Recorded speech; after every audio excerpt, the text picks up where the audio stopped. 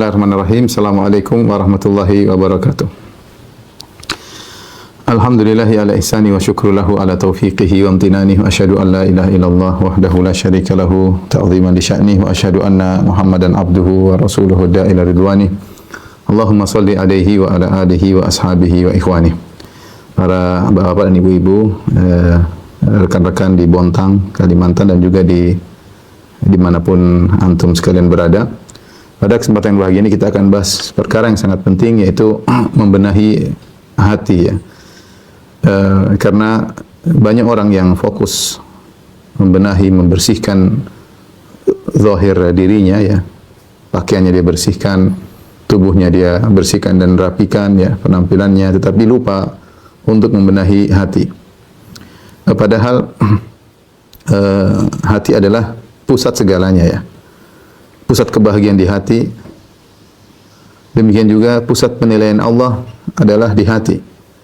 Makanya kata Nabi sallallahu alaihi wasallam, "Inna fil jasadi mudghatan idza saluhat saluhal jasadu kulluh wa idza fasadat fasadal jasadu kulluh ala wa hiyal qalb." Kata Nabi sallallahu alaihi wasallam, sungguhnya dalam tubuh ada segumpal daging, jika dia baik maka baik pula yang lainnya, dan jika dia buruk maka buruk pula yang lain. Ketahuilah dia adalah qalbu. Kemudian juga dalam hadis yang lain Rasulullah SAW mengatakan, Innallaha la yanzuru ila suwarikum wala ila ajsamikum walakin yanzur ila qulubikum wa amalikum. Sesungguhnya Allah tidak melihat kepada rupa kalian dan Allah tidak melihat kepada paras kalian, tapi yang Allah lihat adalah hati kalian, yaitu qalbu kalian dan amalan kalian. Dan ini peringatan kepada kita semua, terutama kepada ibu-ibu yang tentu memiliki perhatian besar terhadap paras, terhadap rupa, dan itu sangat wajar. Dan itu perkara yang baik. Tapi jangan lupa, yang perlu diperhatikan lebih lagi adalah al-qulub, yaitu masalah qalbu, hati seseorang. Percuma jika seorang kemudian penampilannya oke, menarik, parasnya ayu, ya, tetapi ternyata hatinya penuh dengan permasalahan, hatinya ternyata kotor, ternyata hatinya sakit, ya. Maka kita semua belajar pada pagi hari ini untuk sama-sama membenahi hati kita. Tidak ada di antara kita yang mengaku hatinya bersih, tidak ada yang mengatakan mengaku hatinya tulus, suci. Enggak. Kita semua, hati kita semua bermasalah. Hanya saja tingkat permasalahan berbeda-beda. Hati kita masih ada kotoran, ya. Tapi mungkin tingkatnya berbeda-beda. Ada yang sangat kotor, ada yang sudah rusak, ada yang kotorannya sedikit. Tapi intinya kita sama-sama berusaha untuk memperbaiki hati kita, ya. Oleh karenanya pada kesempatan kali ini kita akan bahas tentang hati yang bersih, atau qalbun salim, atau disebut juga dengan salamatus sadar, dada yang bersih, dada yang selamat, hati yang selamat. Istilah-istilah yang disampaikan oleh para ulama yang intinya membahas tentang bagaimana pentingnya membersihkan hati, apa manfaat bersihkan hati, dan apa bahaya kalau hati itu kotor. Insyaallah kita akan bahas pada kesempatan kali ini. Bapak-bapak yang dirahmati Allah Subhanahu wa taala, Al-Qur'an dan hadis memotivasi kita untuk bersihkan hati, ya. Qalbun salim, ya.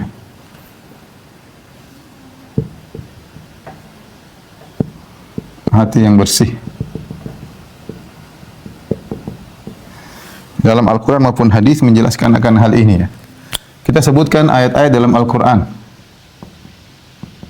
tentang hati yang bersih, banyak sekali, ya. Di antaranya Allah Subhanahu wa taala berfirman tentang firman Allah Subhanahu wa taala, yauma la yanfa'u malun wala banun illa man atallah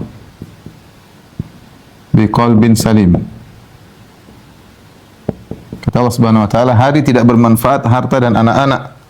Yang bermanfaat siapa? Illa man atallah biqalbin salim. Kecuali orang yang bertemu dengan Allah dengan hati yang bersih, yang bermanfaat.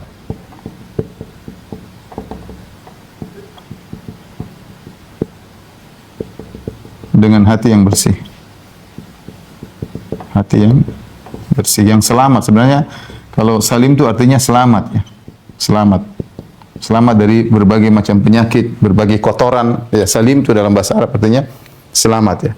Ini menunjukkan pentingnya hati karena dia akan menjadi pusat penilaian pada hari kiamat kelak. Seorang benar-benar bisa mendapatkan manfaat pada hari kiamat jika dia memiliki hati yang bersih. Maka jangan terpedaya dengan indahnya penampilan kalau ternyata hatinya adalah hati yang kotor atau hati yang rusak. Ya. Di antara juga firman Allah Subhanahu wa taala, "Wa inna min syi'atihi la Ibrahim."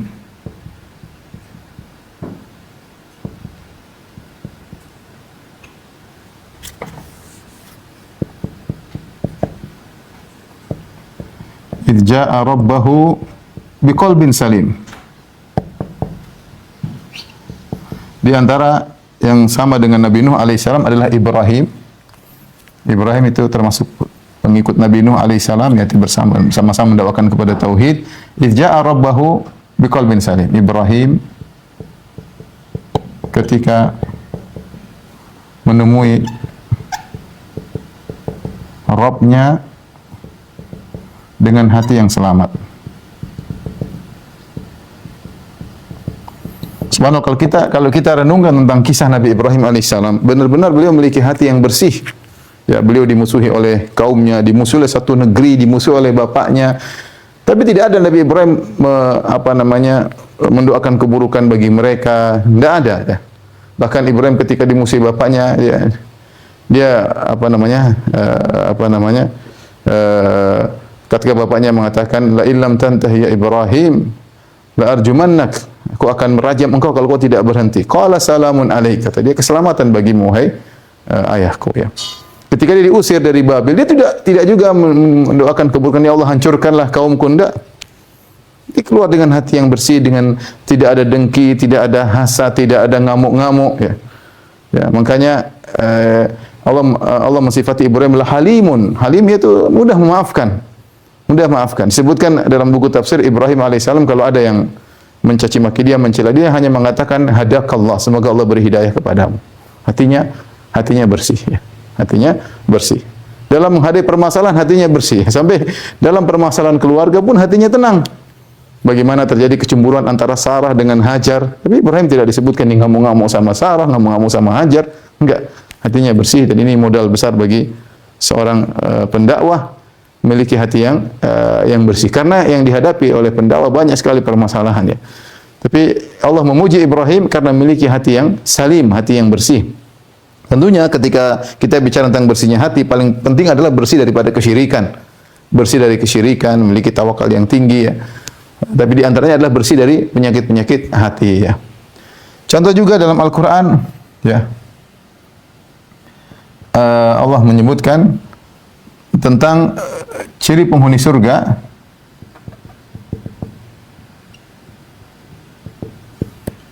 Kata Allah Subhanahu wa taala, wa naza'na ma fi sudurihim min ghillin. Ini dalam buat ayat dalam surat Al-Hijr, dalam surat Al-A'raf. Tajri min tahtihimul anhar, dan ayat yang lain ikhwanan min ghillin ikhwanan ala sururin mutaqabilin. Kata Allah Subhanahu wa taala, kami cabut dari dada mereka penyakit hati ghil.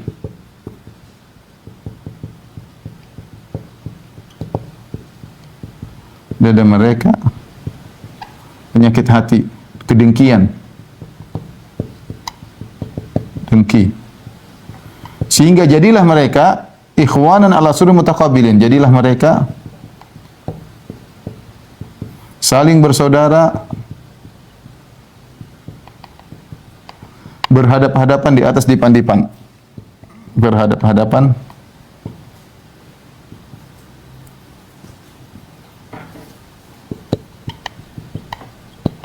di atas dipan-dipan.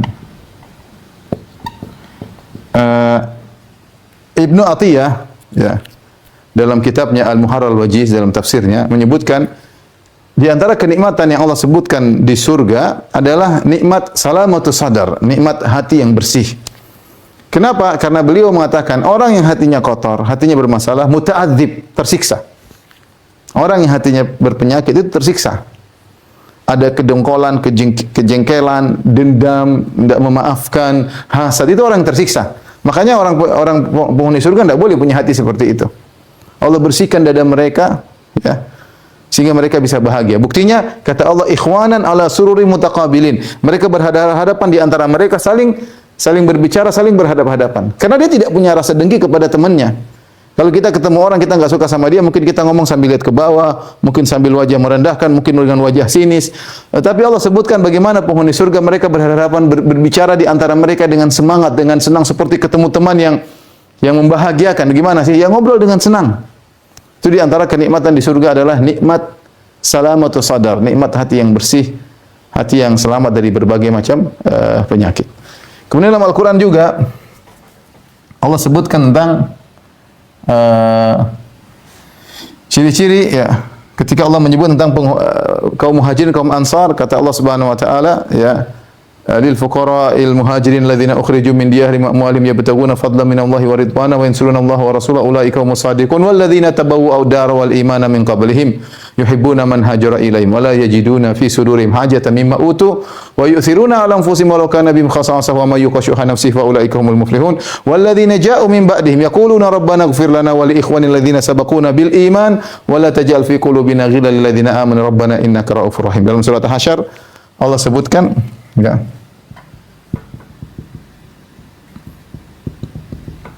ciri-ciri kaum muhajirin, ya, kaum muhajirin yang mana, di mana mereka adalah seorang, mereka ikhlas terusir dari kaumnya, dari negerinya, ya, yabtaguna fadlan minallahi wa ridwana, mereka mengharapkan karunia Allah dan ridha Allah. Kata Allah, ulaika musaddiqun, mereka orang-orang iman jujur. Kemudian Allah menyebutkan ciri-ciri kaum Ansar, yang di antara ciri mereka kata Allah Subhanahu wa taala, wala yajiduna fi sudurihim hajatan mimma utu, wala yajiduna fi sudurihim hajatan mimma utu. Apa artinya? Yaitu kaum Ansar tidak mendapati dalam dada mereka ada hasad, ada dengki atas apa yang diberikan oleh Allah kepada kaum Muhajirin. Allah memuji kaum Muhajirin, Allah memuji kaum Muhajirin sebelum kaum Ansar. Allah menyebut kaum Muhajirin sebelum kaum Ansar. Allah memuliakan kaum Muhajirin lebih daripada kaum Ansar. Tetapi hati mereka tidak ada dengki, tidak ada hasad. Ya sudah, memang begitu, mereka mulia, mau diapain, tidak ada hasad. Wala yajiduna fi sudurihim hajatan mimma utu. Kaum Ansar tidak mendapati kedengkian dalam hati mereka terhadap karunia yang Allah berikan kepada kaum Muhajirin. Tidak ada. Hati mereka bersih. Setelah itu Allah sebutkan ciri-ciri orang beriman. Orang-orang beriman yang datang setelah Muhajirin dan Ansar.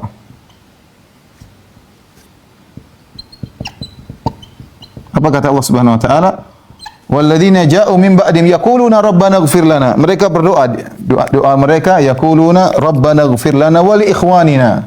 Ya. Yaquluna rabbana ighfir lana wa li ikhwanina alladzina sabaquna bil iman.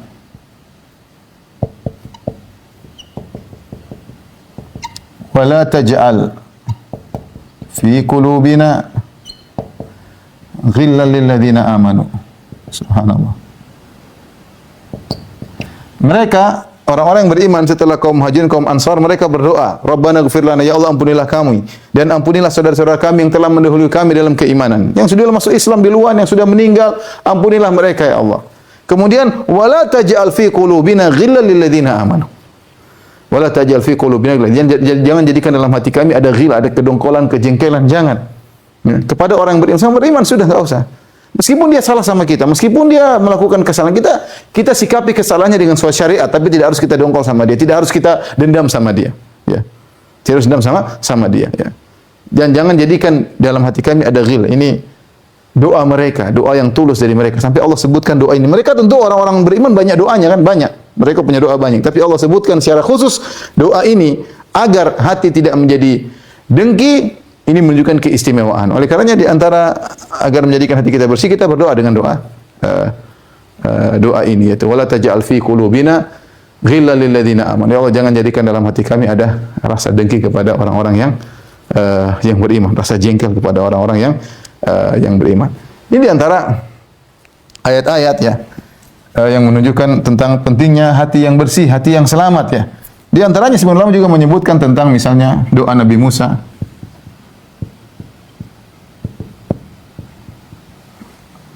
apa namanya? Rabbi shrah li sadri wa yassir li amri. Di antara syarh sudur, di antara lapang dada itu dengan selamatnya dada dari berbagai macam penyakit. Ya, minta dilapangkan dada. Ya. Nabi Musa alaihissalam minta dilapangkan dada. Di antara kelapangan dada adalah bersih dari penyakit hati. Lihat Nabi Musa alaihissalam ketika mendakwai Firaun, dia tidak murka, tidak dongkol. Ini dakwah dia tidak apa namanya, dia dakwah dengan tenang. Hatinya lapang ketika berdakwah dengan Nabi Musa. Makanya dia bisa berdialog, diskusi dengan tenang, bisa menyampaikan hujah-hujah di hadapan Firaun. Nabi Musa alaihissalam. Di antara doa yang beliau minta, Rabbi shrah li sadri. Sebelum minta doa-doa yang lain, sebelum wa yassir li amri wahlul 'uqdatam min lisani yafqahu qawli, yang pertama, ya Allah lapangkanlah dadaku. Yaitu bersihkan hatiku. Di antara makna kelapangan dada, hati bersih. Ya. Di antara nikmat yang Allah berikan kepada Nabi sallallahu alaihi wasallam, alam nashrah laka sadrak, bukankah kami telah melapangkan dadamu. Ini beberapa ayat-ayat yang Allah sebutkan dalam Al-Quran yang ada kaitannya dengan salamatus sadar, dengan bersihnya hati, dengan selamatnya hati dari berbagai macam penyakit. Adapun dalam hadis-hadis Nabi sallallahu alaihi wasallam banyak al-hadis tentang keutamaan, ya,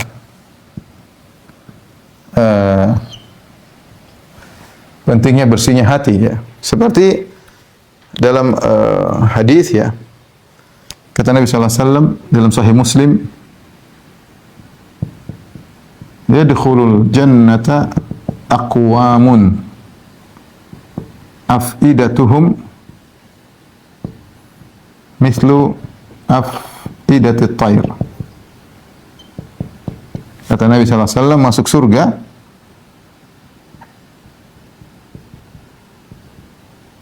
suatu kaum yang hati mereka seperti hati burung. Para ulama ketika menyebutkan, Rasulullah pernah mengatakan masuk surga satu kaum yang hati mereka seperti hati burung. Apa seperti hati burung? Ada beberapa tafsiran. Ada yang mengatakan burung bertawakal, ya. Di antaranya ada yang mengatakan takut kepada Allah. Karena burung baru diusir sedikit sudah ini, dia takut kepada Allah, takut kepada Allah. Demikian juga seorang yang beriman. Di antaranya khulul qulub, seperti perkataan dari Mula Ali Al-Qari, dia mengatakan bersihnya hati dari dengki, hasad, dan lain-lain. Burung tidak ada sifat-sifat gitu. Tidak ada dengki sama burung yang lain, tidak ada hasad sama burung yang lain. Enggak, hatinya seperti hati burung, ya. Jadi antara pentingnya hati yang bersih. Kemudian dalam hadis, ya, Rasulullah SAW ketika ditanya, man afdhalun nas? Afdhalun nas, siapa manusia terbaik?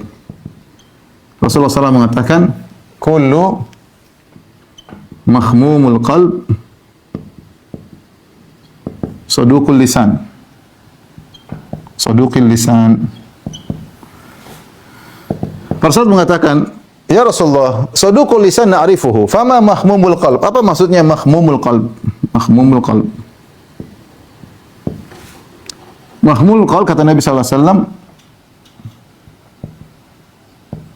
yaitu huwa at-taqiyyu an-naqi, ya, laisa fihi baghi wala ghil wala hasad. Kata Nabi sallallahu alaihi wasallam, hati yang mahmum itu secara bahasa Arab artinya hati yang disapu. Karena kalau kita bilang khamamtul bait ay kanastuhu. Khamamtul bait bahasa Arab artinya kanastu, itu aku membersihkan, menyapu rumah. Aku bersihkan dari berbagai macam kotoran, ya. Jadi itulah mahmumul qalb, yaitu hati yang bertakwa, bersih, tidak ada dengki dan hasad, tidak ada. Ini yang kata Nabi afdhalun nas, manusia terbaik. Afdhalun nas, manusia terbaik ini yang hatinya seperti ini. hatinya yang bersih. Tidak ada dongkolnya, tidak ada dendamnya, tidak ada hasadnya. Ini hati yang bersih, yang merupakan orang yang memiliki hati seperti ini adalah afdhalun nas, orang yang terbaik. Nah, kita ingin menjadi orang yang paling terbaik. Ya caranya begini. Mahmumul qalb. Sama kita punya rumah, pasti ada kotoran, ada angin lewat, kotoran masuk. Harus setiap hari disapu. Kalau enggak disapu, numpuk itu kotoran di rumah. Rasulullah menggambarkan hati itu seperti rumah yang butuh dibersihkan. Kita hidup di atas muka bumi ini banyak sekali sebab-sebab yang buat hati kita bisa kotor. Apa yang kita lihat, apa yang kita dengar, pertikaian antara kita dengan orang lain, mendengar kezaliman, mendengar macam-macam membuat hati kita ini kotor. Harus kita bersihkan dan itu butuh usaha. Sebagaimana rumah yang harus dibersihkan setiap hari. Makanya Rasulullah SAW mengatakan kullu mahmumil qalb saduqul lisan. Saduqul lisan. Kemudian juga di antaranya adalah kisah sahabat yang dijamin masuk surga.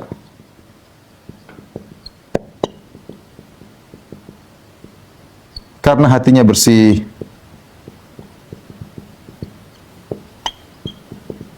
Suatu hari Rasulullah SAW mengatakan kepada para sahabat, "Yatlu alaikumul an rajul min ahlil jannah." Akan keluar sekarang seorang penghuni surga. Tiba-tiba keluar seorang Ansari dari sahabat dari kaum Ansar. Dia baru saja berwudu, dia pegang sendalnya, kemudian jenggotnya masih mengalir bekas wudunya. Para sahabat lihat, oh ini penghuni surga. Nabi telah menetapkan statusnya penghuni surga. Besoknya Rasulullah SAW ngobrol dengan para sahabat atau menyampaikan wejangan. Tiba-tiba Rasulullah ngomong perkataan yang sama. Yatlu alaikumul ana rajulun min ahlil jannah. Akan muncul sekarang seorang penghuni surga. Tiba-tiba orang itu muncul lagi. Sama modelnya, dia pegang sendalnya, kemudian dia baru selesai berwudu, sementara air wudunya masih menetes di jenggotnya. Besoknya Rasulullah lagi kumpul dengan para sahabat. Rasulullah mengucapkan perkataan yang sama. Yatlu alaikumul ana rajulun min ahlil jannah. Akan keluar sekarang seorang penghuni surga. Subhanallah, orang itu muncul lagi. Maka ada seorang sahabatnya Abdullah bin Amr bin As penasaran. Dia ingin tahu ini orang ini apa sih amalannya yang buat dia ditetapkan statusnya oleh Nabi SAW penghuni surga sampai 3 kali. 3 hari berturut-turut 3 kali. Karena 1 kali sudah cukup sebenarnya. Rasulullah Shadiqul Masduq, pasti benar. Ini Rasulullah sampai tekankan 3 kali, 3 hari. Maka dia pura-pura, dia bilang si fulan, wahai fulan, dia diikuti sampai di rumahnya, saya ada masalah dengan bapak saya sudah bersumpah tidak tidur di rumah bapak. Boleh saya tidur di sini? Boleh. Akhirnya di sini tidur. Abdullah bin Amr bin As radhiyallahu anhu ingin ngecek apa sih ibadah dia. Ternyata orang ini biasa-biasa saja. Siang dia tidak puasa, malam juga tidak sholat malam. Ya. Cuma kalau dia terjaga, dia ingat Allah Subhanahu Wa Taala. Selama 3 hari, mungkin ada amalan saya tidak tahu. Selama 3 hari. Ya. Kemudian setelah 3 hari dia kayaknya nggak ada apa-apa. Dia ngaku, dia bilang, wahai fulan, sebenarnya nggak ada masalah antara saya dan bapak saya. Cuma saya heran, Rasulullah bilang kamu penghuni surga 3 kali. Apa amal engkau? Kata dia mengatakan, saya tidak punya amal. Ilama ra'ait, apa yang kulihat itulah amalku. Ya maksudnya tidak ada apa-apanya, tidak ada istimewa. Bukan juga rajin bersedekah, bukan juga kemudian siang puasa sunnah macam-macam. Enggak, biasa aja, saya enggak ada masalah, kayak enggak ada apa-apa. Ya, hampir Abdullah bin Amr bin As merendahkan amalan dia. Enggak ada, kata dia, enggak ada yang kau lihat saja. Falamma walaitu, tatkala saya pergi, saya tidak mendapatkan apa-apa. Ya sudah gitu aja ternyata orangnya. Nadani, dia panggil saya. Abdullah sini. Saya tidak punya amal kecuali apa yang kau lihat. Hanya saja dia sebutkan satu amal dia spesial yang orang tidak lihat, itu dalam masalah hati. Makanya Abdullah bin Amr enggak bisa lihat karena itu masalah hati. Dia mengatakan, la ajidu fi nafsi ya li ahadin ghillan wa la ahsudu ahadan ala ni'matin a'tahu Allahu iyyaha. Aku tidak pernah mendapati dalam diriku gish, itu kejengkelan atau keburukan kepada seorang muslim pun. Dan aku tidak pernah hasad kepada seorang pun atas nikmat yang Allah berikan kepadanya. Subhanallah. Hatiku tidak pernah bermasalah dengan orang lain.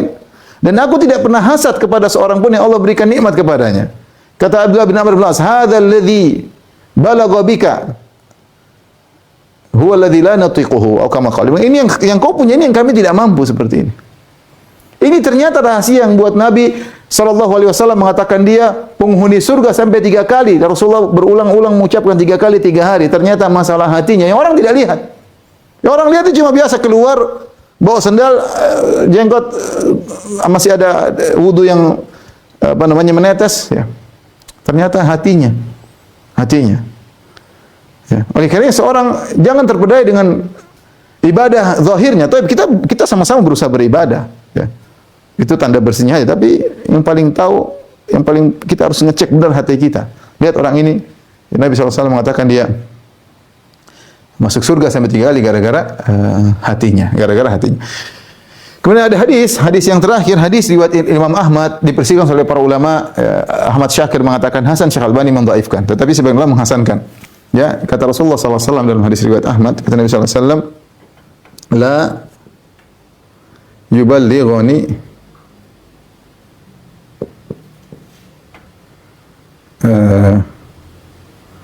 ahadun min ashabi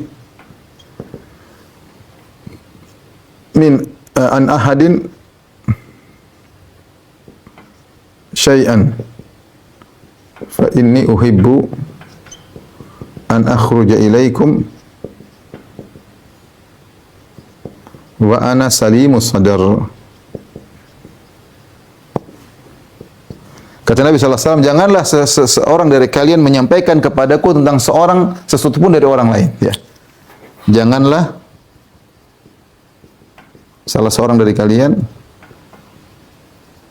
dari sahabatku, menyampaikan kepadaku tentang sesuatu pun tentang orang lain, sesuatu pun tentang orang lain, sesuatu pun tentang orang lain.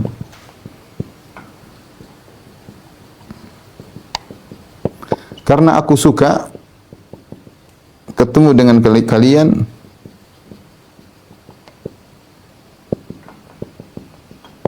dengan hati yang bersih, salimus sadar, hati yang bersih. Tapi ini hadis yang saya katakan, hadis ini dipersingkat oleh para ulama, namun maknanya benar. Seorang memiliki hati yang bersih itu kebahagiaan. Bertemu dengan orang hati yang bersih itu kebahagiaan. Ya. Ya. Di antara jangan terlalu dengar tentang banyak-banyak tentang orang lain, agar hati kita bersih terhadap orang tersebut. Inilah hadis-hadis dan ayat-ayat dalam Al-Quran yang berkaitan tentang keutamaan atau motivasi agar kita membersihkan hati kita, ya, di dunia, sehingga kita bertemu dengan Allah dengan hati yang bersih. Tapi kita akan bahas apa itu keutamaan hati yang bersih, kemudian bagaimana cara memiliki hati yang bersih dan apa dampak buruk dari hati yang bersih. Kita bahas setelah ini insyaallah taala. Tolong dihapus.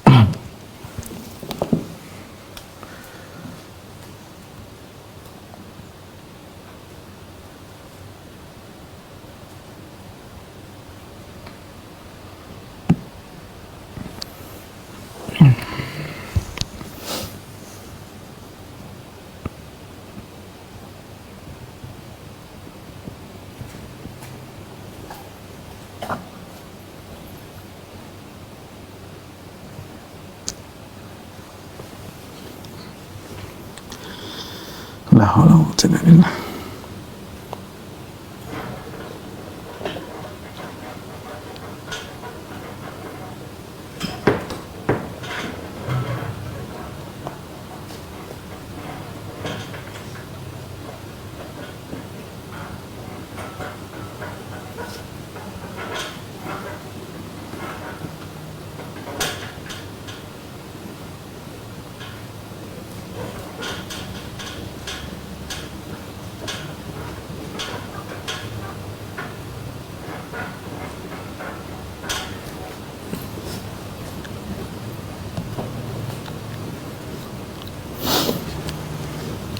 Tapi kita akan bahas keutamaan hati yang bersih, ya.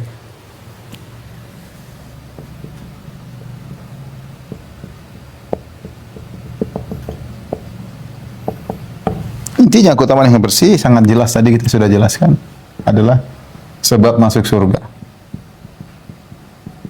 Jelas, ya. Orang yang hatinya bersih, dia telah melakukan suatu amal yang sangat mulia. Makanya kata Ibn Rajab berkata, kalau Ibn Rajab Al-Hambali, afdalul a'mal salamatu sadar. Ya, amalan yang termulia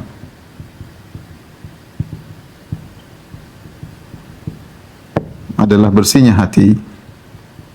seorang berusaha membersihkan hatinya karena menyebabkan dia untuk masuk surga. Kemudian di antaranya di dunia ya hidupnya bahagia.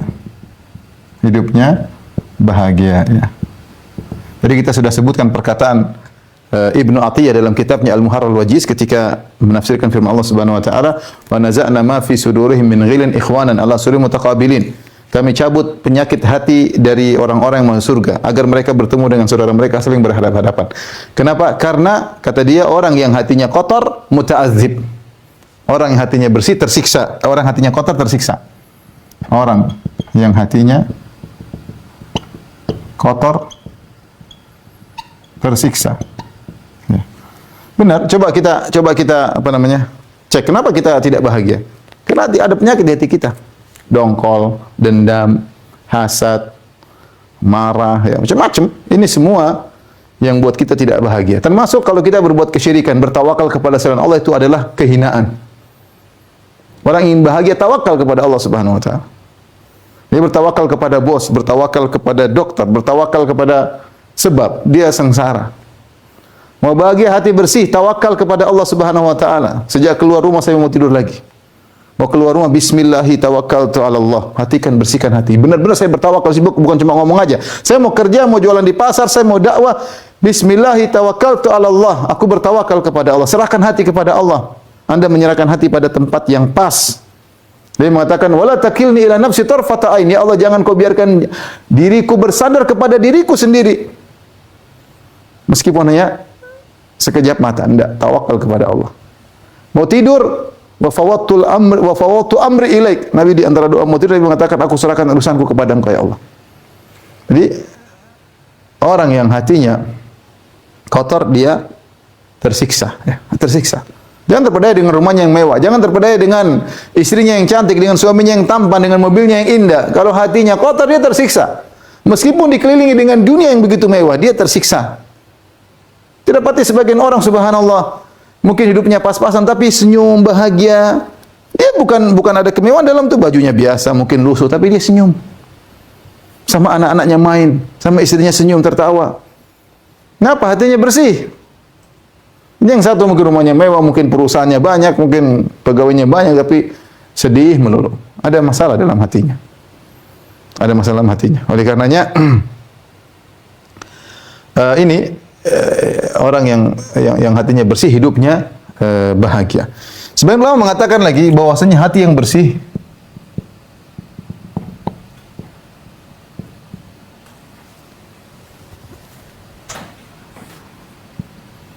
adalah sebab meraih kejayaan.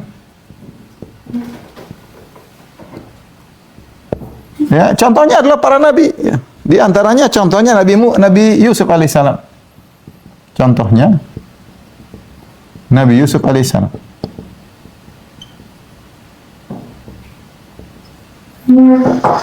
Allah menceritakan kisah tentang Nabi Yusuf alaihissalam dengan saudara-saudaranya. Lihat, saudara-saudaranya hatinya kotor.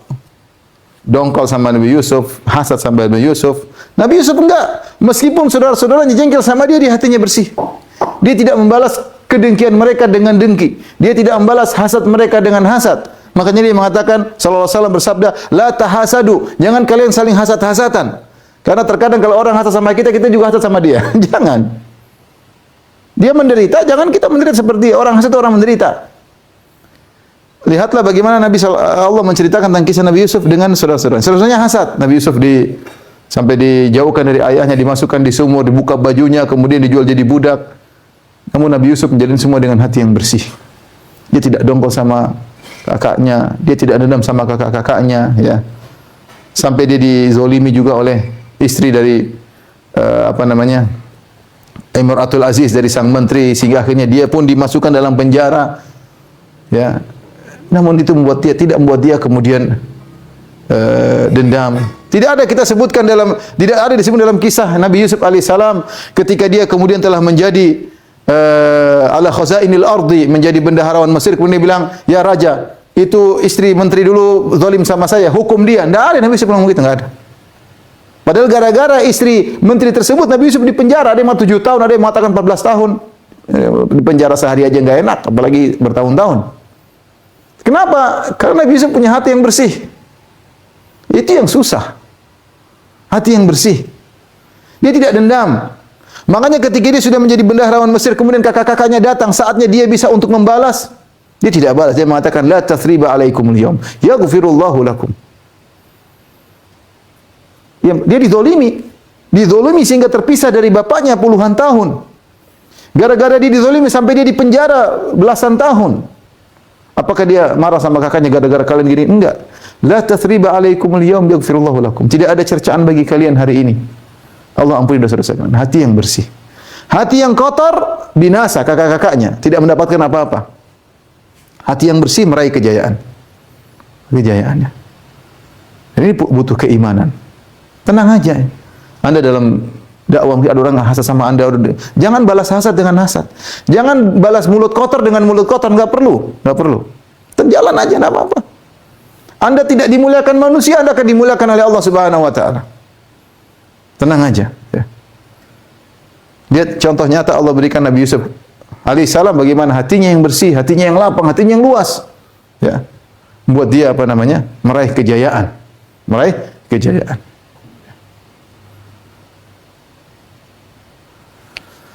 Tapi jangan juga ya. Sebenarnya Allah mengatakan bahwasanya orang yang hatinya bersih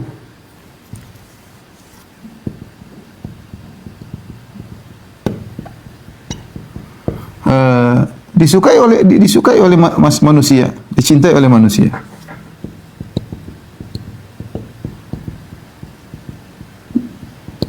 Dan perkataannya masuk ke hati.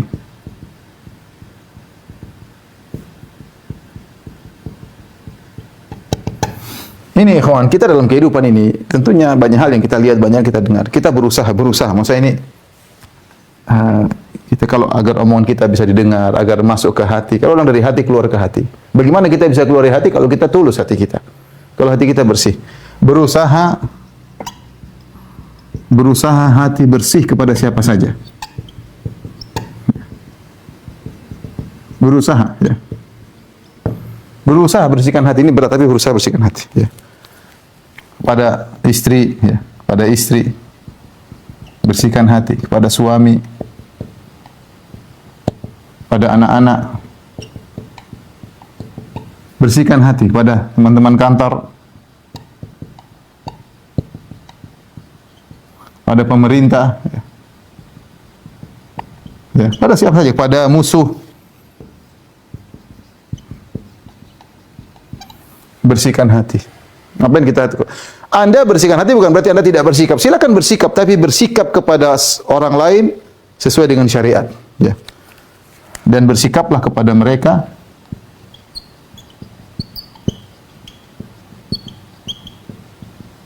sesuai koridor syariat. Tidak usah Anda juga punya penyakit sama misalnya orang yang menyimpang dalam dakwah ahlul bidah, enggak perlu. Tapi Anda jalani syariat.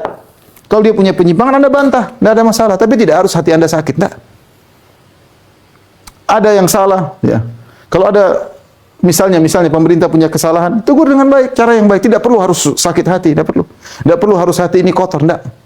Kita bersikap dengan siapa saja, dengan bos kita, dengan anak buah kita, istri kita, dan anak kita. Bersihkan hati, kemudian sikapi mereka sesuai dengan konsekuensi syariat. Bagaimana? Nasihat yang benar. Tegur dengan tegur yang benar. Tanpa harus mengotori hati kita. Ini punya pengaruh, sehingga nasihat itu keluar dari hati sampai ke hati. Ya. Dan kita akan bahagia. Ya, ini banyak sekali. Kita hidup sekarang di zaman orang banyak yang menimbulkan sebab penyakit hati. Bertikai, bertengkar, olok-olokan, beri gelaran-gelaran yang buruk ya, di antara kaum muslimin. Aduh, subhanallah. Belum masuk medsos isinya kotoran sampah. Isi kotoran sampah. Sebab-sebab yang mengotori hati kita terlalu banyak. Ya. Oleh karena seorang merenungkan hal ini, ya, agar dia bahagia ini sebelum di akhirat. Makanya orang mengatakan orang hatinya bersih, dia masuk surga sebelum masuk surga. Surga dunia dia masuki sebelum dia masuk surga akhirat. Makanya Ibnu Taimiyah rahimahullah mengatakan, ya, man lam yadkhulul jannata dunya lam yadkhul jannatal akhirah. Atau kama qala Ibnu Taimiyah. Ibnu Taimiyah rahimahullah berkata, siapa yang tidak masuk surga dunia, dia tidak akan masuk surga akhirat. Maksudnya apa? Surga dunia pasti diraih oleh orang beriman. Orang beriman hatinya bersih, dia pasti merasakan kebahagiaan di dunia. Kalau di dunia dia tidak bisa merasakan kebahagiaan, dia tidak akan merasakan kebahagiaan di akhirat. Ini Ibnu Taimiyah berbicara bukan dia sebagai orang kaya raya, tidak. Dia dipenjara berulang-ulang, dimusuhi oleh orang, tapi dia merasakan dia mengatakan madza yaf'alu a'da'u bi jannati fi qalbi. Apa yang hendak dilakukan musuh-musuhku kepadaku, surgaku di hatiku. Ibnu Taimiyah tidak pernah, kalau kita baca biografinya, dia tidak pernah dongkol dengki kepada musuh-musuhnya. Bahkan dia memaafkan kepada orang-orang yang menyeramkan dia, yang memfatwakan dia kafir, yang memfatwakan agar dia dibunuh. Ketika dia mampu untuk membalas, dia tidak balas. Dia mengatakan, saya maafkan kalian. Hati yang bersih susah ya. Ketika Ibnu Qayyim dalam kitabnya Miftah Darus Sa'adah, dia mengatakan, ketika musuh Ibnu Taimiyah yang sering mencela Ibnu Taimiyah meninggal, kami bergembira, maka kami datang kepada dia, ya guru kami, musuhmu telah meninggal dunia. Ibnu Taimiyah membentakku. Segera dia pergi ke rumah orang tersebut, dia mengatakan kepada anak-anaknya, anggap aku sebagai bapak kalian. Hati yang bersih. Bahkan kepada orang yang musuhi kita, kita ingin tenang, ya sudah. Ya udah itulah kita jalani. Ya. Oleh karena kita bahas selanjutnya sebab-sebab bersihnya hati.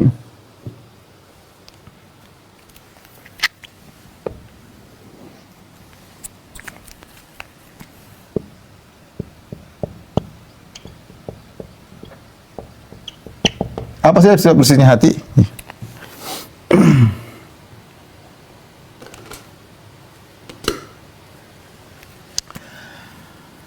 Di antaranya ikhwan, tentu berdoa. Berdoa kepada Allah. Di antara doa tadi, wala taj'al fi qulubina ghillan lil ladzina amanu. Di antara doa, waslul, seperti doa Nabi sallallahu alaihi wasallam, waslul sakhimata qalbi. Ya, cabutlah penyakit hatiku. Waslul sakhimata qalbi. Waslul sakhimata qalbi. Cabutlah kotoran-kotoran di hatiku. Ini antara doa yang kita kita doa. Waslul sakhimata qalbi. Wala taj'al fi qulubina ghillan lil ladzina amanu. Berdoa kepada Allah Subhanahu wa taala. Kemudian hindari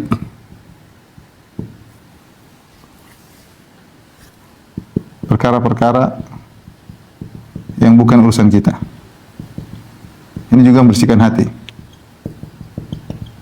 Maksudnya apa? Jangan kepo.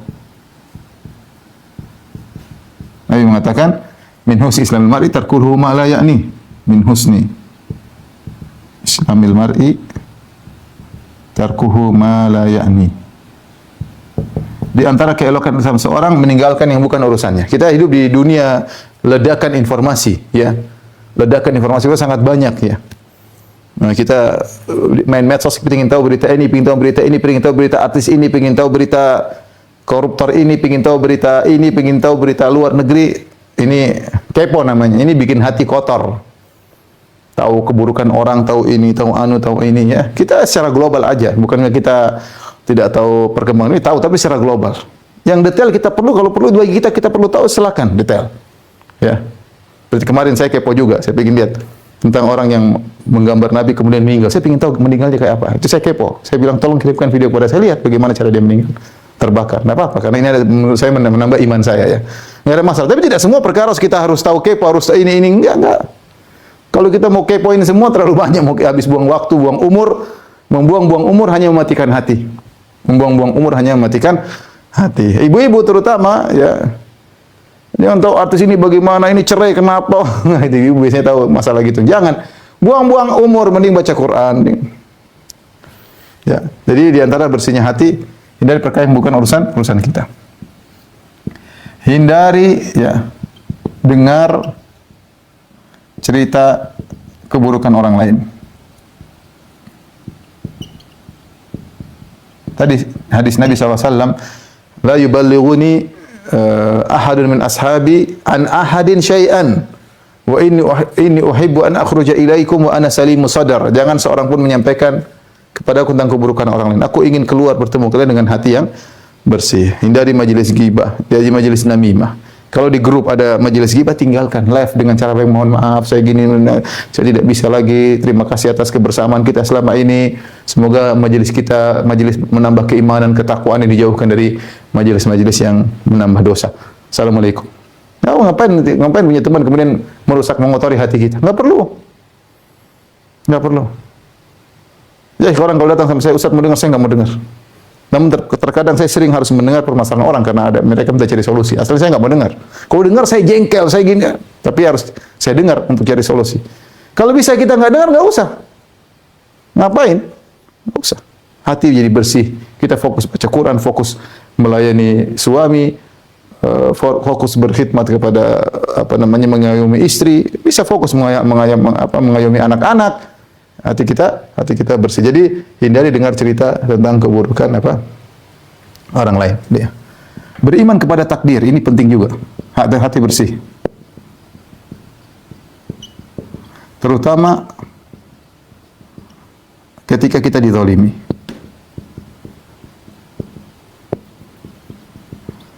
Kalau kita dizalimi, hati ini sakit memang. Mungkin kita pengen balas. Tapi kita bilang qadarullah. Ya sudahlah, Allah sudah takdirkan dia benci sama saya.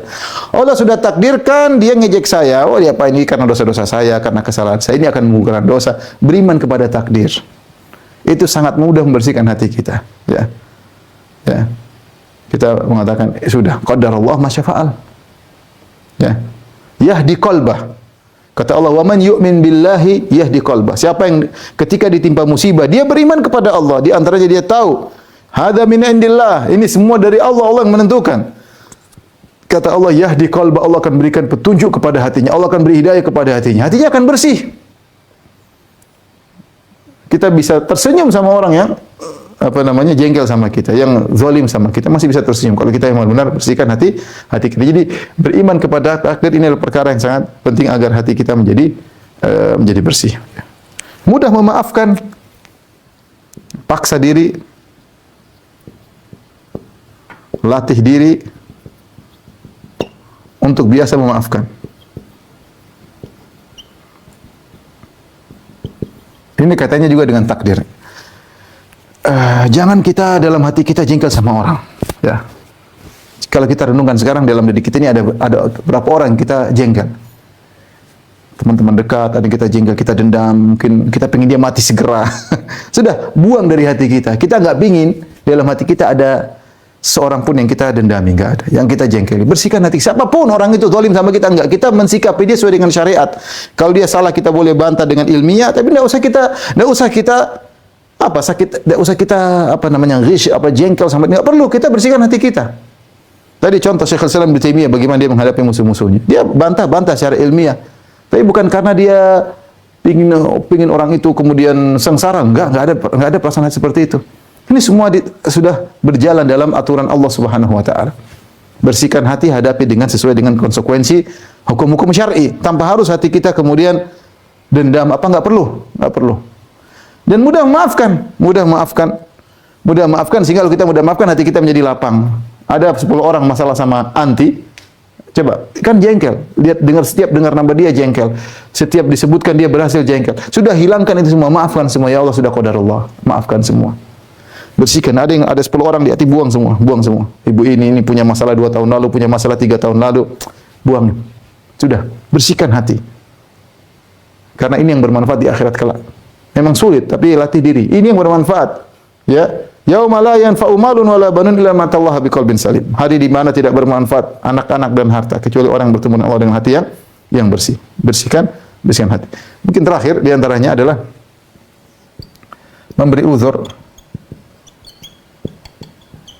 pada orang lain. Ini sama dengan maafkan yang bersalah kepada kita. Yang bersalah. Beri uzur, mungkin dia salah ngomong, mungkin dia coba kita di posisi dia, ya kita sudah maafkan. Dia mungkin bikin jengkel hati kita maafkan. Dia juga manusia, saya juga manusia. Dia punya salah, saya juga punya salah. Ya mungkin dia baik, cuma kesalahannya sekali ini. Ya mungkin dia terbawa emosi, mungkin dia terbawa kondisi yang membuat dia sulit sehingga dia melakukan demikian. Kita berikan kondisi. Bagaimana kalau dia di posisi dia? Kalau kita di posisi dia? Sehingga kita sudahlah nggak apa-apa, sudah terlanjur. Ya, mau diapain? Kita mau ngamuk-ngamuk juga tidak merubah keadaan. Ya, jadi beri uzur. Dia salah ngomong, kita kasih uzur. La tadhunanna bi kalimatin kharajat min akhika su'an wa anta tajidu laha minal khairi mahmala. Kata Umar bin Khattab radhiyallahu anhu, jangan kau berburuk sangka kepada ucapan yang keluar dari saudaramu ya. Sementara kau masih bisa mencari mahmal yang baik, mencari tafsiran yang baik dari perkataan saudara. Mungkin dia begini, mungkin maksudnya begini ya. Ini di antara sebab-sebab bersihnya hati. Di antaranya merenungkan juga tentang dampak buruk hati yang kotor. Apa dampak buruk hati yang kotor tadi? Sengsara hidup, cepat tua, kolesterol cepat naik, darah tinggi cepat naik, hati kotor, hasad, dengki, jengkel, macam-macam. Aduh, kemaslahatan kita nggak bisa berjalan dengan baik, kita nggak bisa ngurus anak-anak dengan baik, kita tidak bisa bahagia dengan istri kita. Padahal sebab-sebab kebahagiaan, kemewahan dunia ada, kita nggak bahagia. Kenapa kita harus seperti itu?